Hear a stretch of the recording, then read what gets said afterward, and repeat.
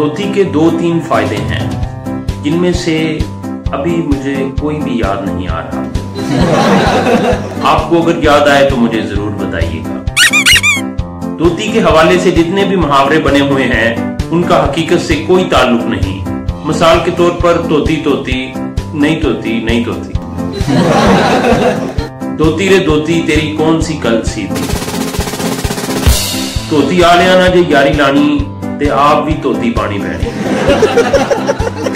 इसी किस्म का एक शेर भी देखिए, जब हमारी सोच अज़्मो यकीन से निकलेगी, जहां से चाहेंगे धोती वहीं से निकलेगी। पतलून का धोती से कोई मुकाबला ही नहीं।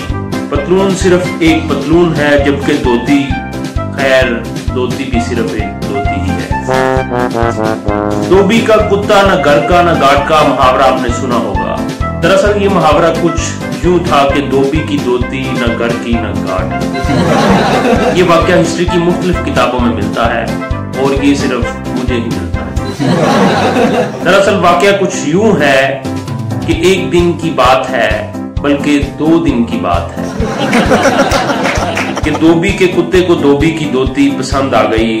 चुनाचे कुत्ते ने धोती को लीरो लीर कर दिया।